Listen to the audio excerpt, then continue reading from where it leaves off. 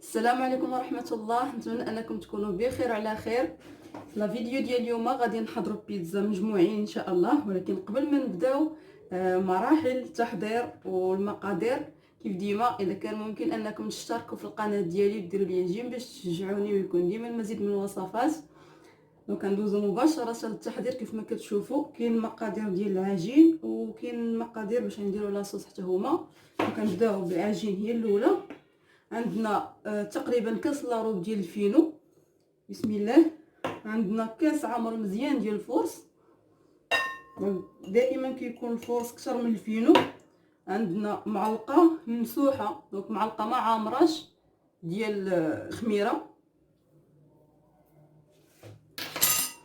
السكر دونك باش يكون داك اللون الذهبي ديال البيتزا.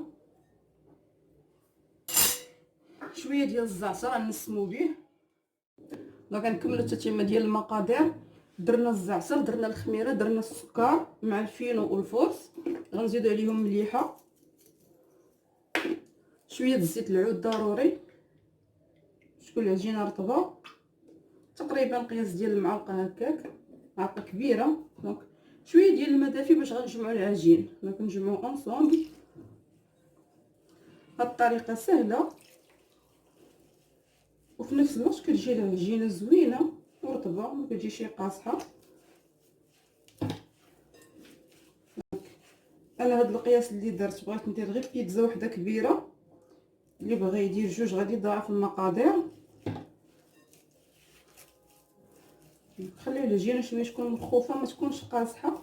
صبقت العجينه هي الاولى، غنعجنها ونخليها ترتاح حتى غنخليها تخمر، وغنعاود نفشها مزيان وندلكها ونخليها عاود تخمر ثاني. عاد غندير منها المهم على حساب تعطيني كره كبيره هكاك، تقريبا بيتزا كبيره.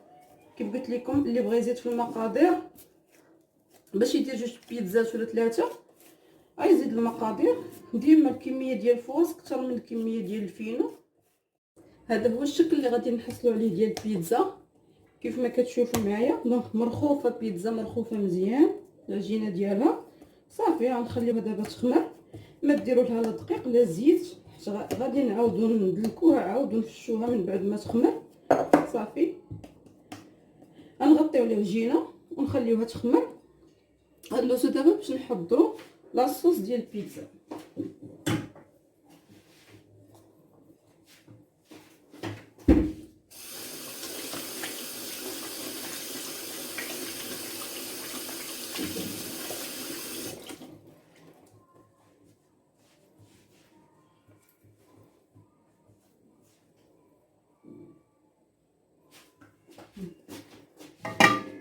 غناخذ واحد المقله نديروا فيها واحد الكميه ديال الزيت البلديه. انا خديت هنا جوج مطيشات، نقيتهم وقطعتهم. نقيت القشره ديالها حيت ما غنصافيهاش في الشركه. فاش غطيب غنطحنها غير في المولينيكس وعاد تكون لاصوص واجده. دونك حكيت معاها جوج فصوص ديال الثومه، كل واحد شحال بغى يدير الكميه. اللي بغى يدير 4 5 المطيشات يزيد معاهم الثومه. دونك كيف قلت لكم الزيت البلديه.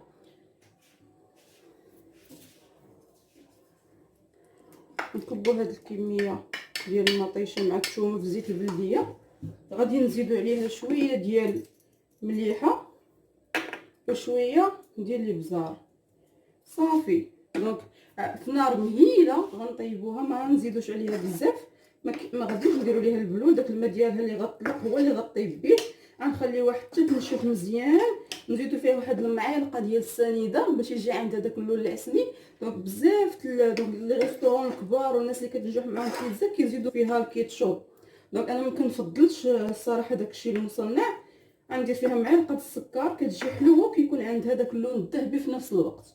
دونك فوق نار مهيله غنديروا لاصوص حتى طيب ونرجع لكم بعد ما تخمر البيتزا نكملوا التحضير اونصومبل ان شاء الله.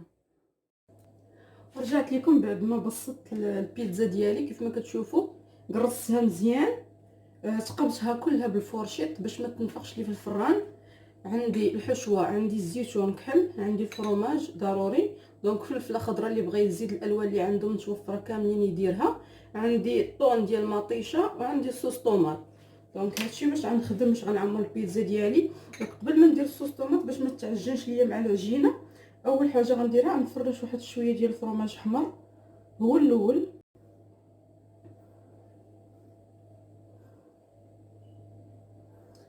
نبسطو هاك في العجينه كلها، نزيد عليه صوص طوماط. دونك هي طحنتها جات معلكه، ما تجيش جاريه حيت داك الماء اللي فيها كيهبط للعجينه، واخا تخلط مع الفرماج ماشي مشكل.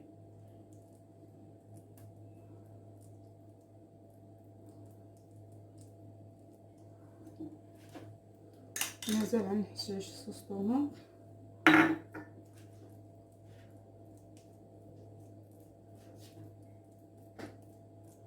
دونك نعمر كلشي حتى الجناب.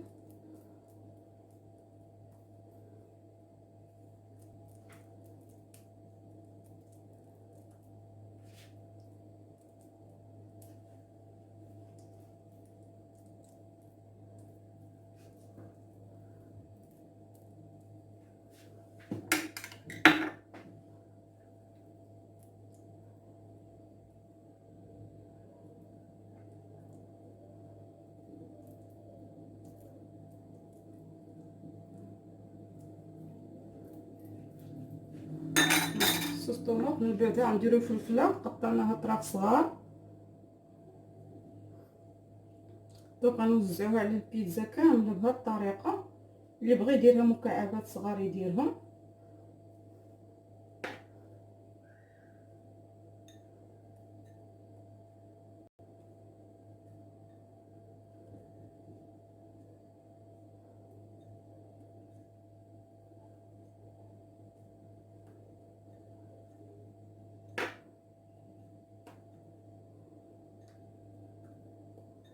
نكمل هاد الكميه اللي عندي كامله،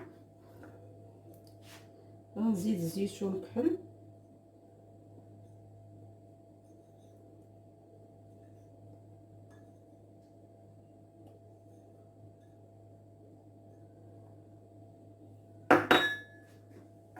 دابا غادي ندوز للطون.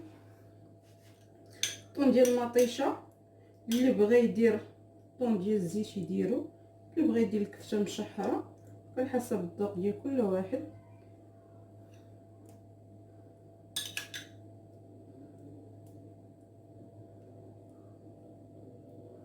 البيتزا عندي كبيره، درت 2 بواطات ديال الطون باش تجي عامره.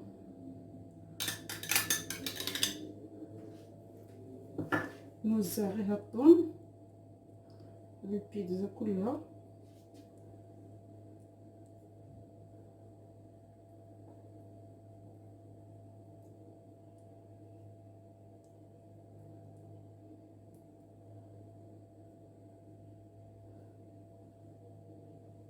البلاصه اللي ما فيهاش نوزع عليها.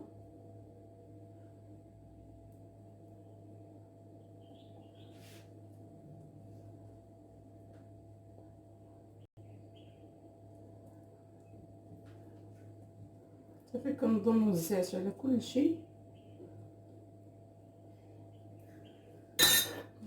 دابا غادي نديرو المرحله الاخرى، فرماج احمر. ماشي ضروري فرماج احمر، على حساب كل واحد باش كيخدم. الفرماج اللي متوفر في الدار نخدمو به.